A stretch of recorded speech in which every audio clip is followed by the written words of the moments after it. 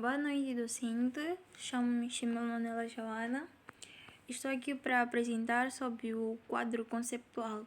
O quadro conceptual não é uma norma, é muito diferente de uma norma.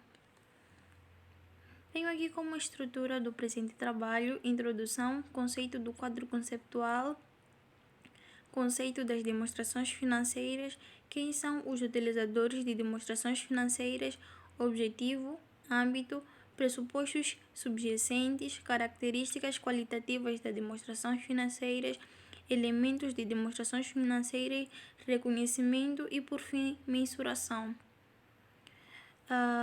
Introdução. O quadro conceptual define os conceitos, objetivos, características e componentes que estão na base de preparação e apresentação de demonstrações financeiras, bem como o conceito básico de reconhecimento e mensuração desses elementos para utilizadores externos e tem como finalidade ajudar aqueles que preparam demonstrações financeiras na aplicação do PGC-NIRF, ajudar os auditores a formar uma opinião sobre as demonstrações financeiras que estão preparadas em conformidade com o PGC-NIRF e ajudar os utilizadores das demonstrações financeiras na interpretação de informação incluída nas demonstrações financeiras preparadas com conformidade com o PGC-NIRF.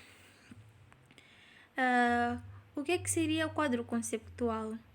O quadro conceptual é uma interpretação de teoria geral da contabilidade que utiliza um método lógico dedutivo, definindo uma orientação básica para organismos responsáveis de elaborar normas de contabilidade, a estabelecer os fundamentos teóricos em que se apoiam a informação financeira. O que são demonstrações financeiras? São apresentações capazes de informar a situação financeira geral de uma empresa. Quais são os utilizadores das demonstrações financeiras?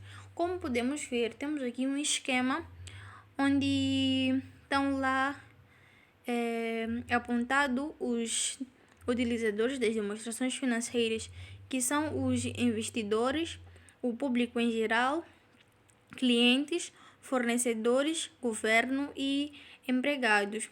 Os investidores são os acionistas, sócios, que têm um interesse na informação contabilística de uma entidade pelo retorno de investimentos e a segurança da aplicação feita.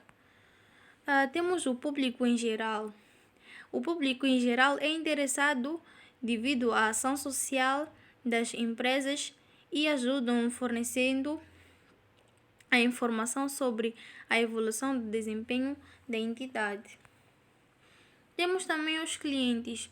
Os clientes têm interesse em informações sobre a continuidade operacional da entidade, especialmente quando têm um relacionamento a um longo prazo com ela. Temos os fornecedores. Os fornecedores são os que lhes permitem avaliar as importâncias que lhes são divididas ou que serão pagas nos respectivos vencimentos. Temos o governo. O governo está mais interessado nas informações contabilísticas a fim de regulamentar as políticas fiscais com os pagamentos fiscais e com o pagamento do imposto. Temos, por fim, os empregados, como também um dos utilizadores das demonstrações financeiras. Os seus representantes estão interessados nas informações contabilísticas sobre a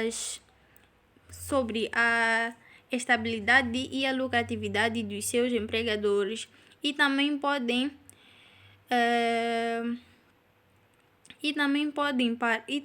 para poderem avaliar a capacidade que tem a entidade de promover suas remunerações, seus benefícios e suas oportunidades de emprego. Tenho aqui o objetivo de demonstrações financeiras. As demonstrações financeiras têm como objetivo estabelecer informações sobre o posicionamento, a alteração do desempenho financeiro de uma entidade. Âmbito. O presente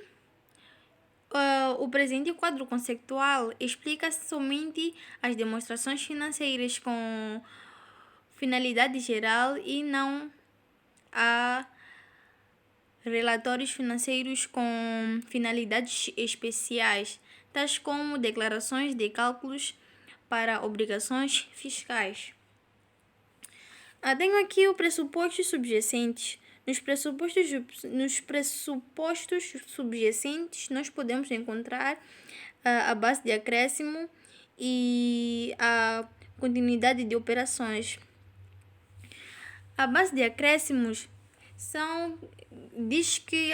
nas bases de acréscimo diz que as demonstrações financeiras são representadas na base contabilística com acréscimo, onde os efeitos das transações e de outros acontecimentos são reconhecidos quando ocorrem e são registrados na contabilidade e relatadas nas demonstrações financeiras do período a que dizem respeito. Nas continuidades das operações, dizem que as demonstrações financeiras são representadas geralmente em base na continuidade das operações, pois se espera que a entidade opere em continuidade sem intenção de acessar suas operações. Esse princípio deverão ser substituídos por outros, caso tal intenção se manifeste ou se as condições para a continuidade das operações forem inexistentes. Tenho aqui características qualitativas de demonstrações financeiras. Nós podemos encontrar lá a compreensibilidade, a relevância, a fiabilidade e a comparabilidade.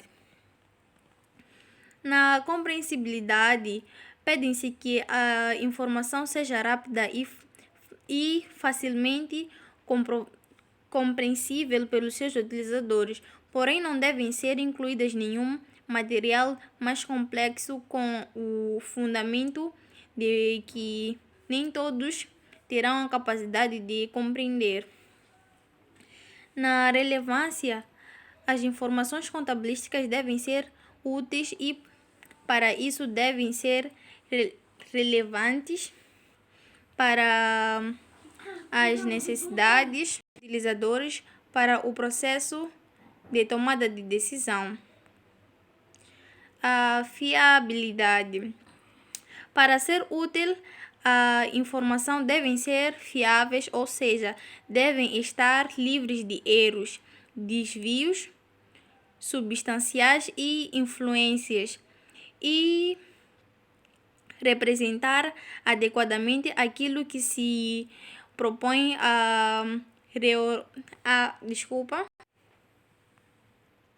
Temos aqui também a comparabilidade. Os usuários devem poder comparar informações contabilísticas de uma entidade ao longo prazo de tempo, a fim de identificar tendências nas suas posições patrimoniais e financeiras e no seu desempenho.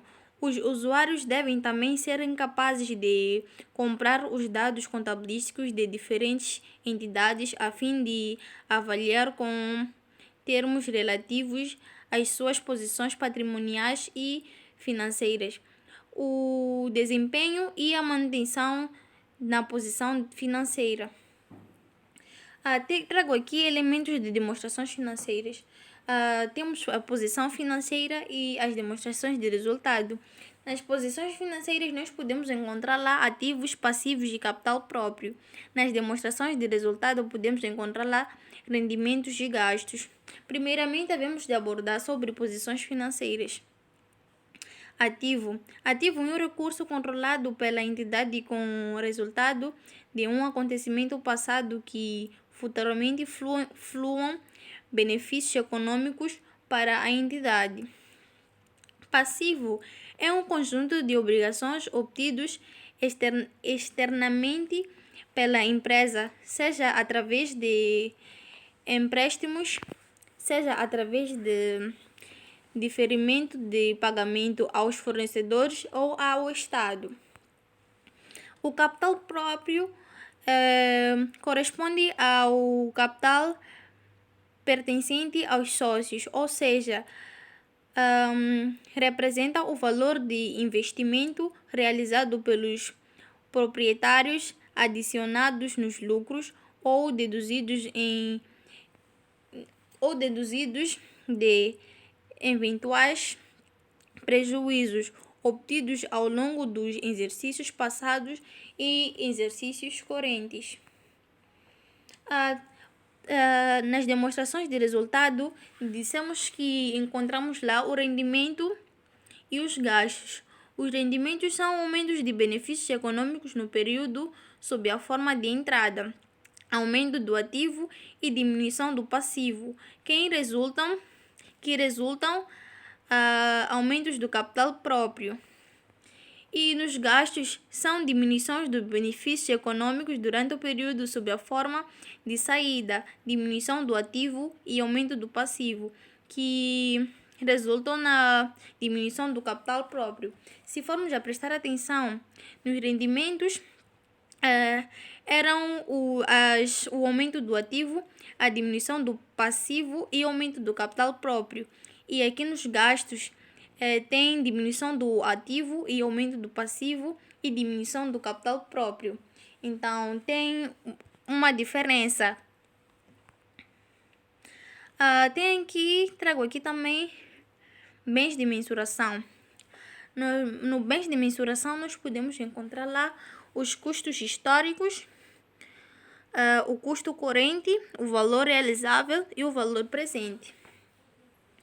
No custo histórico, podemos encontrar ativo e passivos, nem só nos custos históricos, mas todas as bases de mensuração. Os ativos para os custos históricos são registrados pelo preço de aquisição no momento da compra, e os passivos são registrados pelo valor que se espera pagar pelo ativo. No custo corrente, os ativos são registrados pelo preço que poderiam ser comprados se eles fossem adquiridos hoje com o valor de mercado, e os passivos são registrados pelo preço que poderiam ser pagos no dia do fechamento do balanço. No valor realizável, os ativos são registrados pelo preço que poderiam ser vendidos na data de fechamento do balanço, e nos passivos, aqui houve um erro, e nos passivos são registrados pelo preço que poderiam ser pagos na data do fechamento do balanço. No valor presente, os ativos são registrados pelo valor presente e descontados no fluxo de caixa futuro que este ativo veja a entidade. Os passivos são valorizados pelo valor presente, destacados dos pagamentos futuros que se esperam que sejam necessários para a liquidação do passivo. Muito obrigada pela atenção. Espero que tenham percebido o resumo do quadro conceptual. Continuação de um bom dia.